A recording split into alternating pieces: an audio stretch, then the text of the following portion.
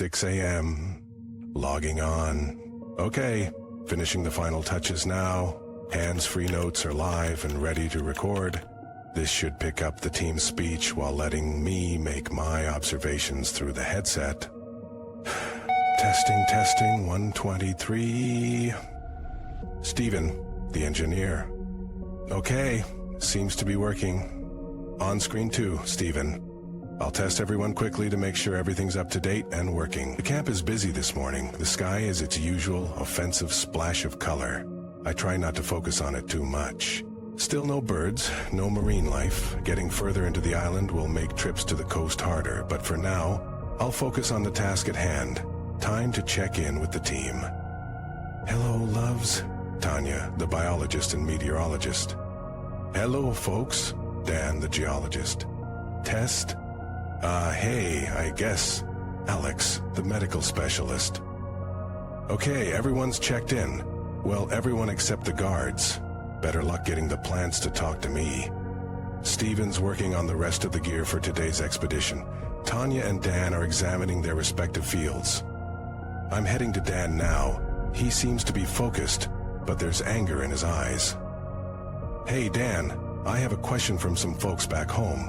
Also, it'd be great to hear what you're working on. Give me the shovel over there first, though. I hand him the shovel. So, someone asked about how there's soil and trees on the island Alria. It's not soil. As for the foliage, I don't know. You'll have to ask Tanya. But this isn't like any crap I've dug up before, and I've been around the world. What is it then? Dan motions for me to take a look. The material underneath is some sort of elastic substance, layered, corded, and damp, with a strange, clear sap. The roots underneath stretch out in a complex, intricate system. I start pulling at one of them. What are you doing? I want to see where this leads. Help me out. Dan and I start working together to uproot the strange plant. Pretty destructive, Dan mutters. Curiosity's my weakness. Howard, Dan, stop! Tanya's voice slices through the air. I barely hear her over the wind, but we stop. I look up to see her frozen in place, pointing behind us. My breath catches. I look over my shoulder. It's just an off-white tree. Weird, but it wasn't there a second ago. The tree has a faint, luminescent top, almost like a lollipop with legs. Dan and I start moving slowly away. Translucent tendrils are feeling around the dug-up area, weaving and searching. It spits out liquid. Blue and purple, a vomitous blend of colors, not mixed, but separate and swirling. It's disgusting. The colors move, shifting as I stare at them. I can feel my stomach churn, but I can't look away. The liquid is splattered everywhere. The tree spreads it like some kind of filling. I can't process it all. Tanya and the others have already left, presumably for the guards. I feel my hand cover my mouth as the odor hits me. Not rot, not the usual kind, but something worse. Like the very essence of decay, something ancient and beyond comprehension. My insides are burning like my body is being consumed. The tree, now still, settles into the ground, resting amid the mess. I've had enough. I need to leave. I need time. I just need 8:30 a.m. Any other pain? Alex asks, concern lacing her voice. No, I'm starting to feel better. That's good. Tell me again how you're feeling. It was kind of like a fever, but I could feel every organ heating up, jolting around, wanting to run, but not out of fear. It was like a gripping reaction. I don't know. I can't describe it. 9 a.m. What did you get us into? No, I'm not thinking of leaving. What about the other teams? Pacing steps. No, we haven't heard anything. Why? Kairat? I get it. Yes. Yeah? Goodbye? Crash? Is this thing on again? Fucking hell. Steven. 12 p.m. All right, everyone's geared up for our first expedition into the cave system.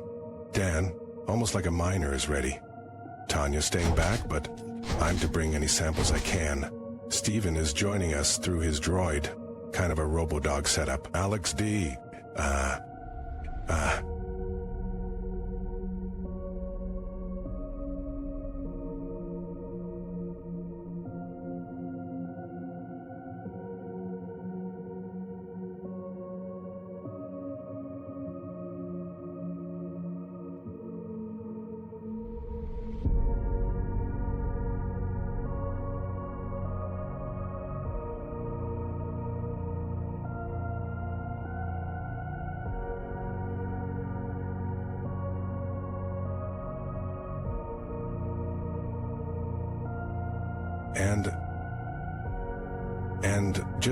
And the older guard, I've pushed it, it's a stakiluia, Karlan, Alquela, Excros Kukilu, Eds Arhikunft, that, the dead. Heading in now, the walls are lined with some sort of goop.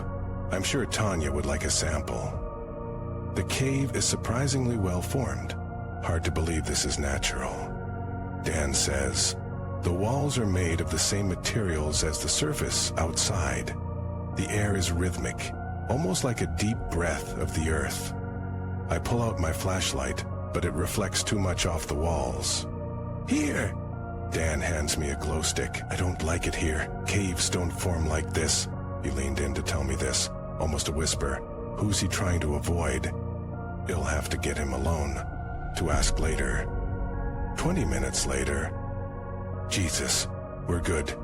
Just a false alarm. Steven's droid fell and almost scared the life out of me. It brushed against my leg. Heart attack avoided. Setting it up again.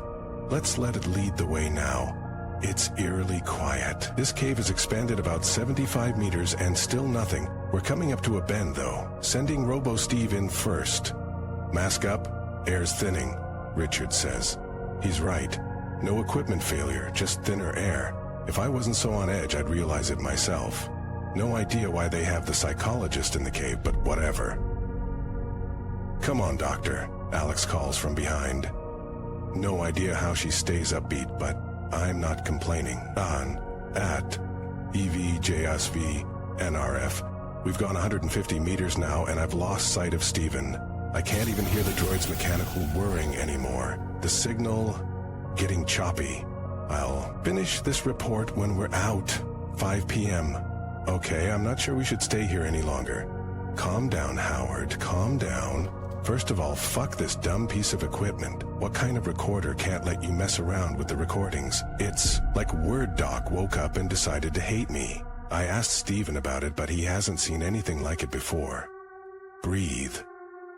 I got separated from the group while switching glow sticks. I ventured forward, trying to find them. I called out and retraced our steps. But eventually, I found a split we missed on our first time around. I decided to check it out, and I found it. Broken bits of the tree things, their insides hollowed out. Nothing inside.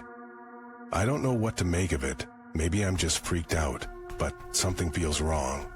I bolted and finally found the others. I tried to show them the room, but it was gone. My footprints in the sludge still lead us there, but nothing, no room, no trees, no nothing. Maybe it was stress, or a hallucination in the dark. But my gut tells me something's off. Tanya's talking about how we could all go down in history for our discoveries here. Not sure I'm much help, though. I'm supposed to be watching them for odd behavior, but I'm the one acting like a fool. My boss said it's important to keep track of everyone's behavior, times and dates. I just need to focus on my work. Steven's upset. The droid dog's broken in 2 pieces. He's working on reinforcing one of his backup droids. I asked why it looked like a cat. He gave me some excuse about it not being designed for caving, but I'm not buying it. Tanya and Dan are talking about their samples. Tanya mentioned muscle fiber in the plants, veins, and nervous systems. I'll interview them personally at the end of the expedition. So far, everyone seems quirky but normal. Alex is still bubbly, probably relieved no one's been hurt. She listens to loud music as the day winds down, dancing around in her tent. We all give her space. Richard and Bob take turns patrolling, One route shoreside, the other's inland, near the tree. Speaking of, the tree hasn't moved. It's dug deep into the ground, but every now and then it glows faintly, like it's mimicking the stars above. And the stars, I've never seen them twinkle like so. Then again, I'm a city boy. I don't think I've really noticed many stars. I'm signing off early tonight. I need to rest. Hope you like the formatting better. God forgive me if I make a mistake. We'll log in again if anything happens. Glog in, glog off. Hello. First of all, I would like to say most of the stories here I am very skeptical about, as I do not actually believe in the paranormal. I would like to think of myself as a very rational person who always figured stuff out with just pure logic and reason, and so I managed to logically explain most of the paranormal encounters I have initially thought to experience in my life. However, there is this one experience that I seemingly just cannot really shake off, nor explain with logic and reason. I assure you all of this is real in terms of my personal experience. Whether it incentivized by my creativity or autosuggestion, I cannot really tell you guys. I am currently 20 years old, and this happened to me when I was about 13 years old, so bear with me, as I do not remember all the details perfectly. I remember it well enough to rewrite it in this format. It was a normal day. I was meeting with my cousin. On my way there, we suddenly started talking about scary encounters that each of us experienced, which is when my mother told me about the encounter that my cousin swore to experience. My cousin claimed to have seen two big, orange eyes from behind her television, weirdly glowing, open, yet not moving or doing anything, just bing. She is now 26, and to this day, she still claims to have experienced this, and she is totally confident in it. I brushed it off even as a child. I did not believe in the paranormal or ghosts. Throughout the day, nothing interesting happened. It started to get really odd when I went to sleep though. As I was falling asleep, I saw the same set of eyes, except they had different color. I do not remember perfectly, but I believe they were red instead of orange, looking at me from the exact place where my cousin was supposed to witness the eyes herself. I was scared, very scared during the night. I somehow managed to fall asleep while trying to suppress what I just saw. Throughout the rest of the night, I never actually looked back to see whether the eyes are still there. I was staring at them for about 5 seconds before deciding to completely ignore them, to not show any weaknesses, which is basically my coping mechanism. Ever since I was little, nothing else happened that night, and when I woke up, the eyes were not there anymore, and I have never seen them once again in my entire life. Is there anybody with a similar experience? If not, any theories what might have been caused this?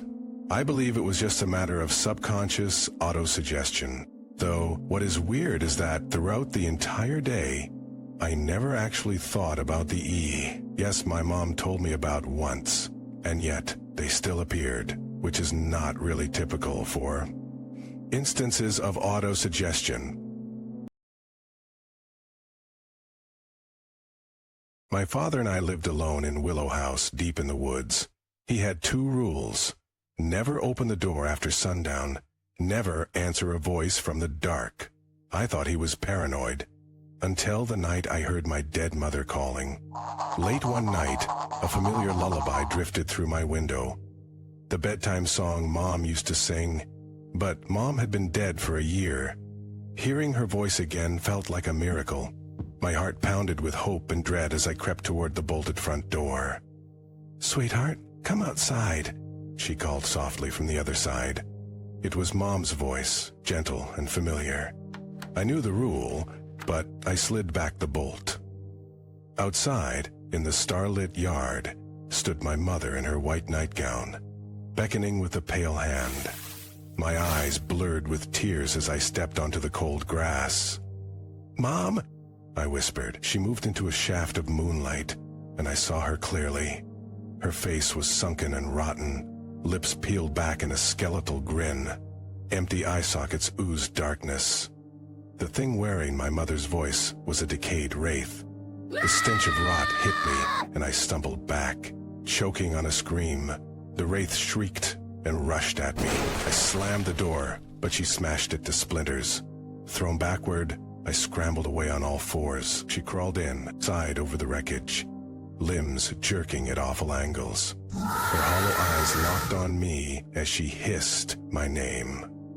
Suddenly, Dad yanked me back as her claws swiped where I'd been. He jumped in front of me, shotgun in hand. He fired. The blast blew a hole through her, splattering black ichor on the walls. The wraith shrieked but kept coming. "Upstairs!" Dad shouted.